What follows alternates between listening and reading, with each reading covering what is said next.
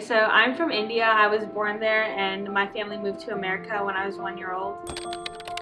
My dad grew up like really poor and his father died when he was really young, so his mom raised my dad and my brother like on her own basically, and she like wasn't allowed to get herself an education, so in order to work she like learned how to sew, and she would like sit on like the side of the street and like sew for people and make money that way.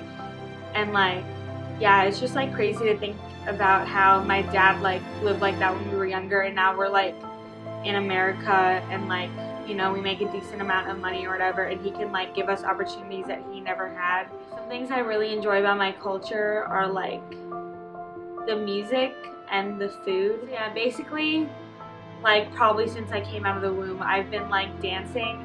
Like some of my earliest memories are of me like going to Indian functions and dancing with my friends or with my parents or with like other families and things like that. So I would say that's like one of the biggest parts of my culture that I enjoy, because it's like, it's easy to dance to Indian music even when I'm not in India, but you know, there's like some other parts of my culture which are like harder to bring, you know, across the ocean or whatever. But yeah, so I remember being like super duper young and going to like people's, like our family friends' birthday parties, and my mom put me in like all these different dance classes when I was young, and I would learn like Bollywood dance and some like traditional classic dances called Kathak and Bharatanatyam, and I've been doing them for like over a decade. So I think like, yeah, my favorite part of being Indian is being able to like embrace my culture by dancing. For like the food, so many people like love Indian food, and I've like kind of like grown away from it as I've gotten older, because to me it's like just food and it's something that I like have to eat every day. My mom tells me you need to eat one Indian meal a day for dinner, which like, I don't know, I just get bored of things really easily. So we're from like North India, so we have like a certain like set of foods, but my favorite type of Indian food is like South Indian. There's things called like dosas and idlis and like lemon rice and varas and things like that. So yeah, I really like, because India has like so many different regions and things like that, because our history like goes way back and we have so many different like sects of people like merging and stuff. So it's really cool how many like different cultures there are, and there's like thousands of different languages spoken in India, which I think is really cool. So like, even though I am Indian, like there's just like so much more to explore. Okay, well like specifically I'm from Punjab in India. So what I have to say about Punjabi people is that like we're loud and we love to party, and yeah, basically we're like really animated and enthusiastic a lot of the times. We're very like social people. So yeah, that's how I would describe it to someone, like specifically from Punjab. I think my culture like impacts a lot of my personality, because I just think about this a lot. If I like wasn't Indian, or if I was like white or something, I would have like a very different perspective on like world issues. And right now I think I'm like very involved in like certain like issues that I care about, like you know, women's rights, trans rights, rights of people of color, things like that. And I just think like being not American gives me like a very different perspective on these things, and like I'm able to look at these issues with like a non-Western lens sometimes, even though like I'm like extremely Americanized, you know, I wouldn't like, you know, call myself 100% an Indian, but I value like my Indian culture before my American culture, and like I don't want to be called an American or like just an American. I'm like really proud of being an Indian, and I don't want anybody to like get that mixed up. Okay, so there's like a few religions. So we're like mainly Hindu, but we also practice like Sikhism and Buddhism. Like we go to the Sikh temple, and there's not like a Buddhist temple really, so we just like practice that in our home, but it's like a mixture of the three. But like primarily we would just call ourselves Hindus, because we think that kind of like encapsulates that. This is just like my family. Growing up, we always went to the Sikh temple and the Hindu temple, and we have like a little we have many like little temples in our house. Like we have one room that's dedicated to it, and then like the corner of our laundry room, we also have some like religious related things there. And then we just have them like kind of scattered throughout our house, like on our mantle, and then like on some tables and stuff like that. So like, the religion is very, very much tied to like the culture. I don't know, I would call myself Hindu in more of like a cultural or like ethnic sense than like just a religious sense, because like I don't know, we kind of were taught like the customs of Hinduism before like all the beliefs of it or whatever, even though like there are beliefs tied to it.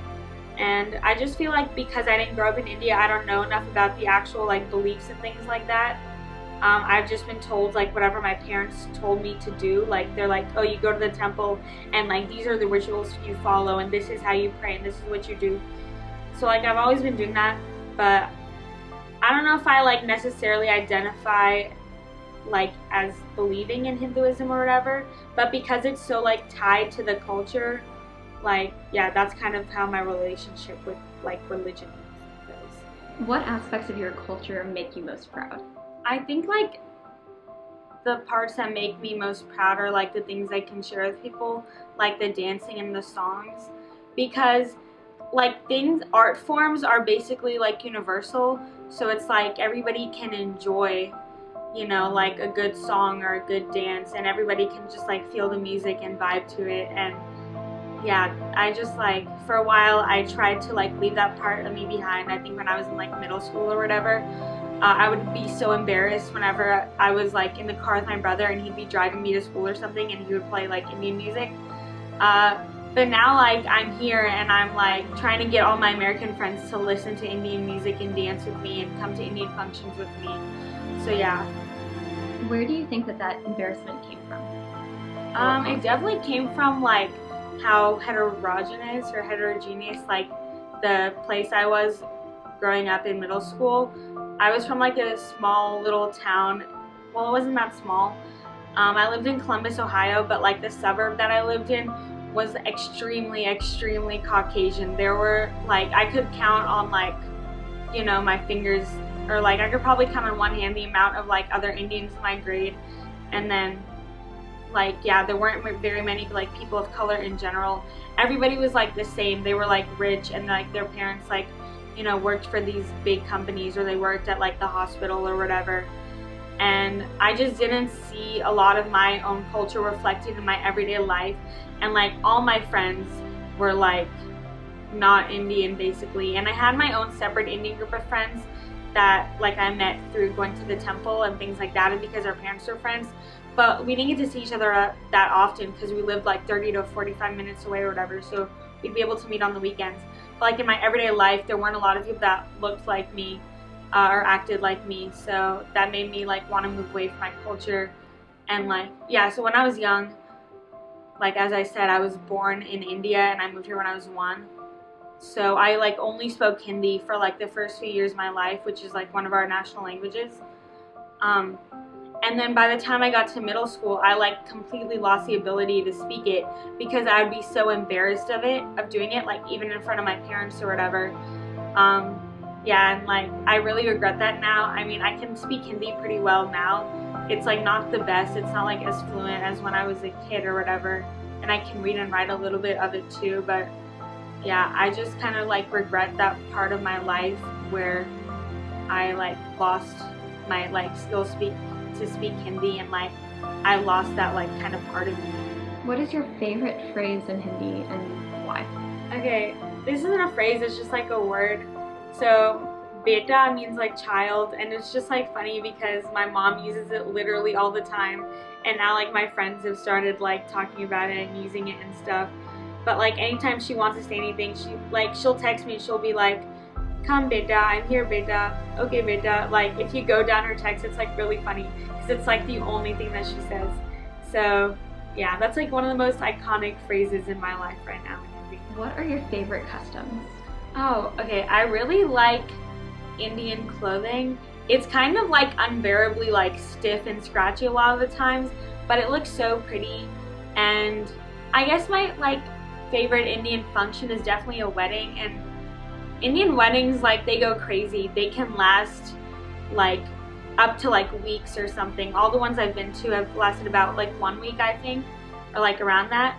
But there's like so many different functions each day, and like you wear like a new outfit every day, and you like get to get ready, and there's like different customs attached with like each day of the function, and we wear like mehndi or like henna, and we do our hair a special way, and I don't know, we have all these like little religious things that we do, and like other traditions, like at the wedding, if you're like on the bride's side, you have to like steal the groom's shoes and hide them, and then like you got to get paid if they want them back and things like that. Just like little fun things.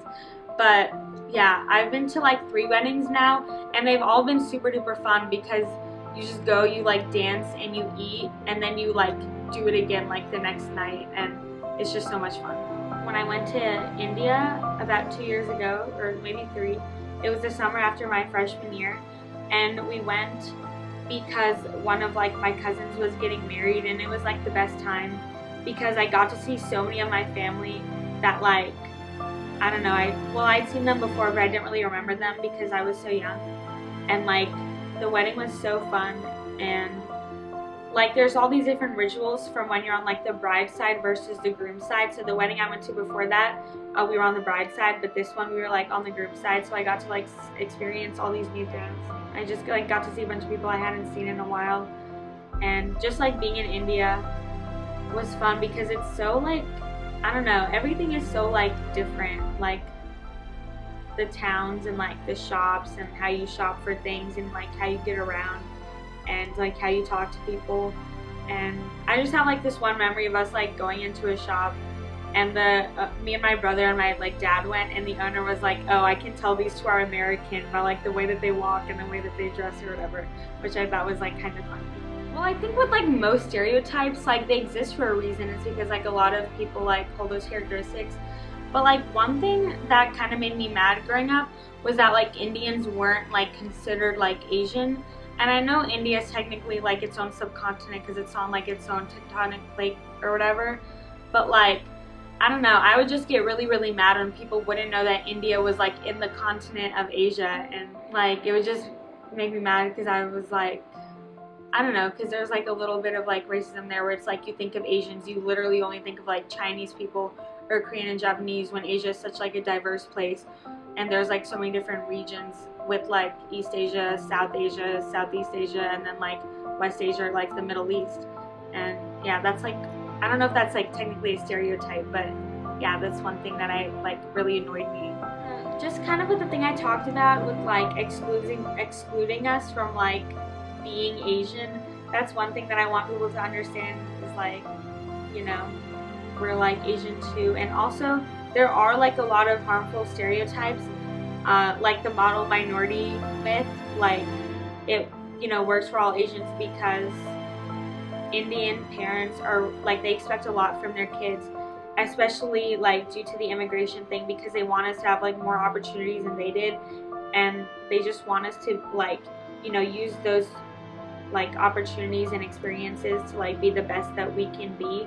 But then it's like, if one Indian or Asian like person is not like living up to their parents' expectations or whatever, it's like they're like a bad Indian or whatever. So like, yeah, I think I just want people in general to like understand that like the myth that Asians are all like super duper smart and like we all do really well in school, we're all really good at math and STEM, is like really harmful to those who don't fit into that category, because like they're like looked like very heavily down upon for not like, you know, having the same characteristics or like wanting those things.